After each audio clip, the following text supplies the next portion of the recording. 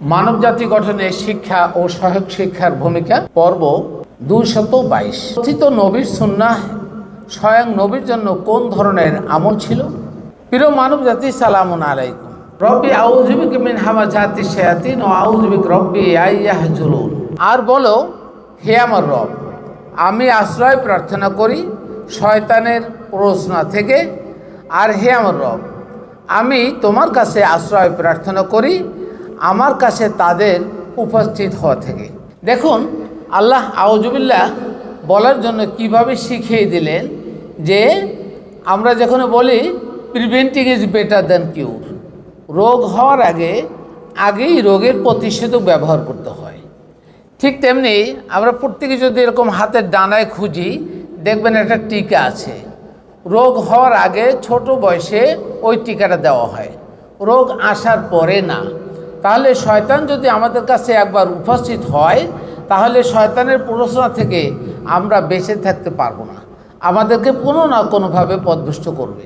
এই জন্যেই আল্লাহ তাআলা কোরআন পাঠের আগে বলা হলো ফাইজা করাআতাল কোরআন ফাস্তাইজ বিল্লাহি মিনাশ শাইতানির রাজিম।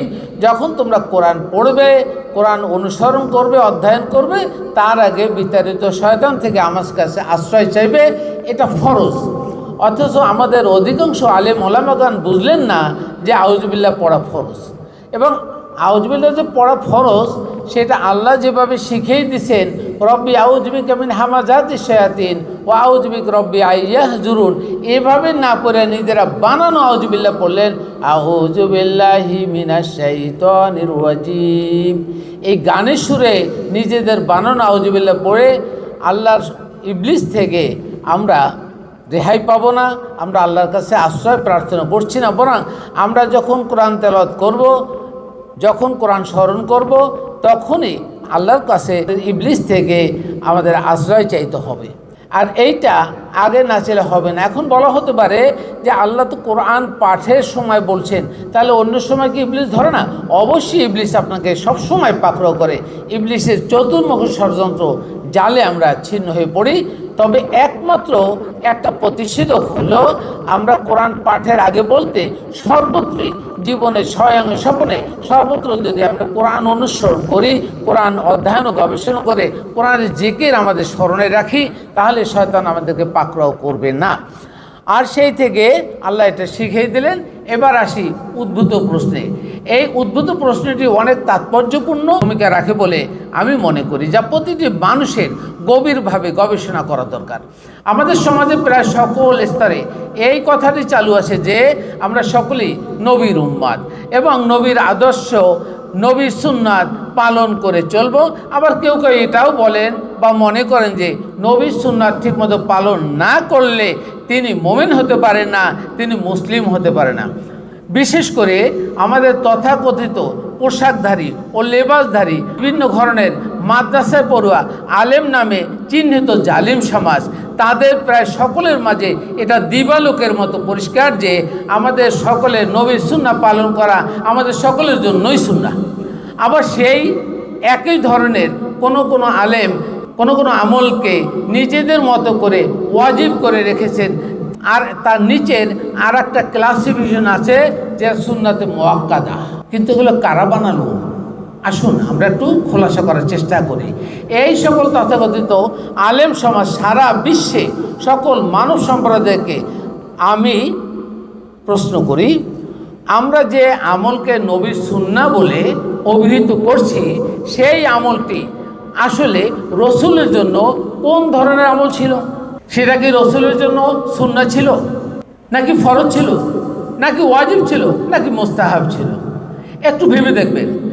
মূলত রসুলের জন্য আল্লাহর পক্ষ থেকে যে রিসালাত এসেছে, তার মধ্যে যে করণীয় কাজগুলো ছিল সেটা নবীর জন্য ছিল ফরজ। তাহলে নবীর জন্য যা ফরজ, তা আমাদের জন্য সহ দুনিয়ার সকল মানুষের জন্য তা নিশ্চয়ই ফরজ হবে। তা আবার সুন্নত হয় কীভাবে? তাছাড়া নবীর আলাদা কোনো বিধান দেওয়ার ক্ষমতা ছিল না, সক্ষমতা ছিল না।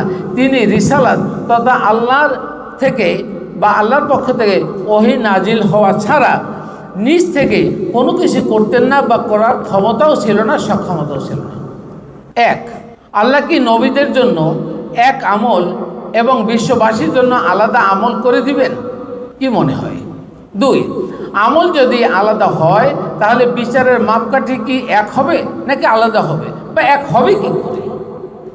3, কোরআন তো বিশ্ববাসীর জন্য এক বিধান, তাহলে প্রচলিত হাদিস দ্বারা কতজন রাবী কতটা হাদিস রচনা করলেন তার সঠিক নিরূপণ হবে কিভাবে? 4, যদি সঠিক নিরূপণ না হয় তাহলে মানুষ কিভাবে সঠিকভাবে তা পালন করবে? 5, ইবলিস শয়তান কি তাহলে কোরআনের বিরুদ্ধে হাদিস দ্বারা সকলকে আল্লাহর পথ থেকে বিচ্যুত করলো না? 6, ইবলিস শয়তানের প্ররোচনায় কোরআনের বিভিন্ন প্রতিশ্রুত আযাবের বিরুদ্ধে আযাব হালকা করার প্রয়াস পেয়েছে, যাতে করে মানুষ আল্লাহর কোরআন থেকে সঠিক উপদেশ গ্রহণ না করে হাদিস থেকে হালকা আযাবের প্রতিশ্রুতি গ্রহণ করে আরও বেশি কোরআন বিরোধী কাজে মগ্ন হয়েছে। ঠিক তাই নয় কি? যেমন তথাকথিত হাদিসের রেওয়ায়েত অনুসারে অধিকাংশ আলেমগণ মনে করেন মানুষ তার অপকর্মের জন্য তথা কোরআন বিরোধী কর্মের জন্য জাহান্নামে আগুন ভোগ করলেও কিছুদিন পরে সেই আযাব ভোগ করার পরে আবার জান্নাতে ফিরে আসবেন। অথচ আল্লাহ কোরআনের কোথাও এরকম কোনো স্বীকৃতি দেন নাই, বরং বলেছেন জান্নাত এবং জাহান্নাম দুটোই চিরস্থায়ী। আমরা দলিল হিসেবে সূরা আত-তাওবা 9 নম্বর সূরার 68 নং আয়াত উল্লেখ করছি। ওয়াদাল্লাহুল মুনাফিকিনা ওয়াল মুনাফিকাত ওয়া কুফার নার জাহান্নাম খালিদিনা ফিহা হিয়া হাসবুহুম ওয়া লা'নাহুমুল্লাহ ওয়া লাহুম আযাবুন আলীম। আর মুনাফিক পুরুষ ও মুনাফিক নারী ও কাফিরদের জন্য আল্লাহ প্রতিশ্রুতি দিয়েছেন জাহান্নামের আগুনের, সেখানে তারা চিরকাল থাকবে, এটাই তাদের জন্য উপযুক্ত বা প্রাপ্য স্থান। আর আল্লাহ তাদের অভিশাপ দিয়েছেন, আর তাদের জন্য রয়েছে স্থায়ী শান্তি, স্থায়ী শাস্তি, কোনো লাঘব করা হবে না। এবার দেখুন, আল্লাহ যেখানে প্রতিশ্রুতি দিয়েছেন সেই প্রতিশ্রুতির বিরুদ্ধে ইবলিসের প্ররোচনায় প্রচলিত হাদিস দ্বারা জাহান্নামের শাস্তিও লাঘব করার বানানো মিথ্যাচার করা হয়েছে। অথচ সাধারণ মানুষ তার না বুঝে গ্রহণ করার ফলে জাহান্নামের দিকে তিলে তিলে ধাবিত হচ্ছে। সুতরাং যারা প্রচলিত হাদিস অনুসরণ করেন, কোরআনের আমলের বিরুদ্ধে নিজেদের বানানো আমল ইবাদত ঘোষণা করেন, তারা মুমিন দাবি করেন কিভাবে? বরং তারাই তো প্রকাশ্য ইবলিসের দোসর বলে অনুভূত হচ্ছে। ঠিক তাই নয় কি? তাই সকল মানব জাতির উদ্দেশ্যে আমি বলবো, নবীর সুন্নাহ বলে নবীর আমল ও আমাদের আমলকে আলাদা করে ফেলবেন না। রাসূলের উপরে যে রিসালাত নাজিল হয়েছে তা নবীগণ সহ আমাদের সকলের জন্য একই আদেশ, একই হুকুম। এই রিসালাত বা কোরআন বিরোধী কর্মকাণ্ডের দ্বারা আমরা বিভিন্ন দলে উপদলে বিভক্ত হলে মূলত কোরআনকে বিভক্ত করা হবে। আর আমরা যারা কোরআনকে বিভক্ত করাবো, কোরআনের আদেশ নিষেধকে বিভক্ত করব, তারা নিজেদেরকে মুমিন দাবি করতে পারি না, মুসলিম দাবি করতে পারি না। Ahmed Zafar, research on Islam.